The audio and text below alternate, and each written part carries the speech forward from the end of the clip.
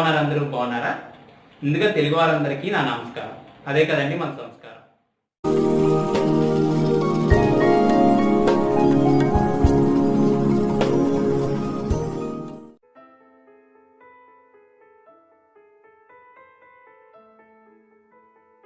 ఈ టమాటా పచ్చడి తయారీ కోసం ముందుగా ఒక ప్యాన్ తీసుకుని పచ్చడికి సరిపడినంత ఆయిల్ యాడ్ చేసుకోవాలి. దీనిలోకి 4 నుంచి 5 వెల్లుల్లి రెబ్బల్ని యాడ్ చేసుకోవాలి.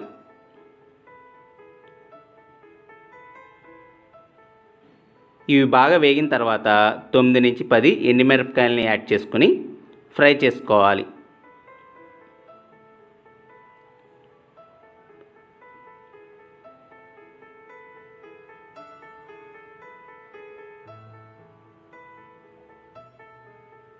ఇప్పుడు ఒక పెద్ద ఉల్లిపాయ తీసుకుని ముక్కలుగా కట్ చేసి ప్యాన్లోకి వేసుకోవాలి.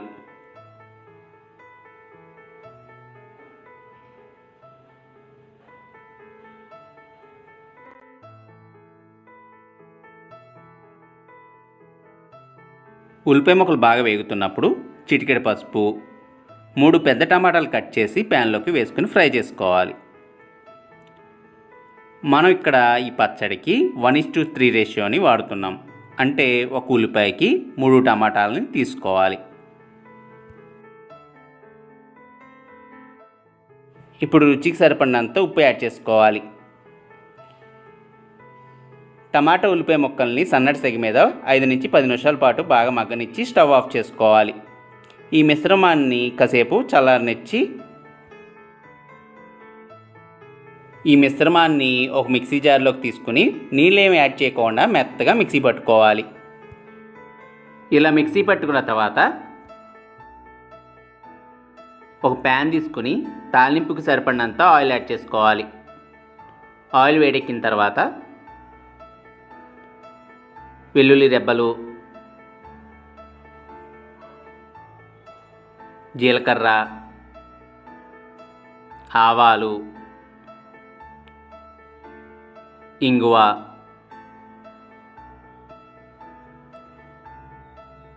ఎండుమిరపకాయలు, కరివేపాకు వేసుకొని ఫ్రై చేసుకోవాలి. ఇవి బాగా ఫ్రై అయిన తర్వాత మనం ముందుగా మిక్సీ పట్టుకున్న చట్నీని దీనిలోకి వేసుకోవాలి.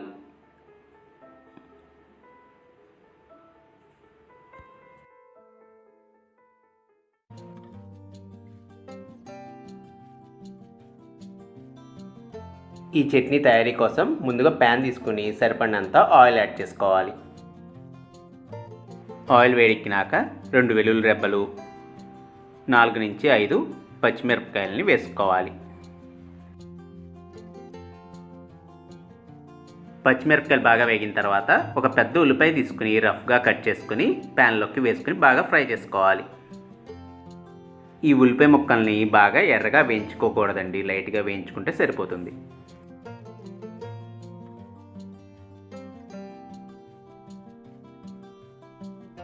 ఇదిగోండి, ఇలా ఉల్లిపాయ వేగిపోతే సరిపోతుంది. స్టవ్ ఆఫ్ చేసుకుని ఈ ఉల్లిపాయ ముక్కల్ని చల్లారబెట్టుకోవాలి. ఇప్పుడు ఒక మిక్సీ జార్ తీసుకుని చల్లారబెట్టుకున్న ఉల్లిపాయ ముక్కల్ని వేసుకోవాలి.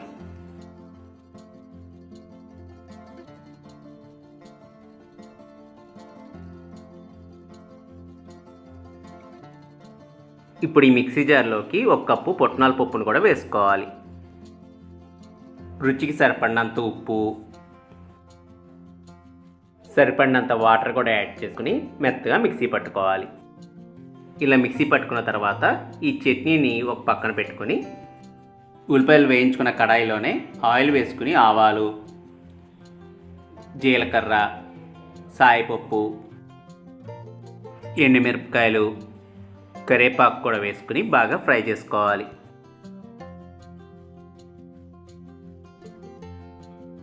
దినుసులన్నీ బాగా వేగిన తర్వాత సన్నగా కట్ చేసుకున్న ఉల్లిపాయ ముక్కలు 1 కప్పు వేసుకుని బాగా ఫ్రై చేసుకోవాలి. ఉల్లిపాయ ముక్కలు బాగా వేగిన తర్వాత మనం ముందుగా తయారు చేసుకున్న చట్నీని వేసుకుని బాగా కలుపుకోవాలి. చూశారు కదా ఎంత సింపుల్గా ఈ 2 రకాల చట్నీలు తయారు చేసుకోవచ్చో. మీరు కూడా ఈ చట్నీలు ట్రై చేసి మీ వాల్యుబుల్ ఫీడ్బ్యాక్స్ని నాకు కామెంట్స్ రూపంలో తెలపండి.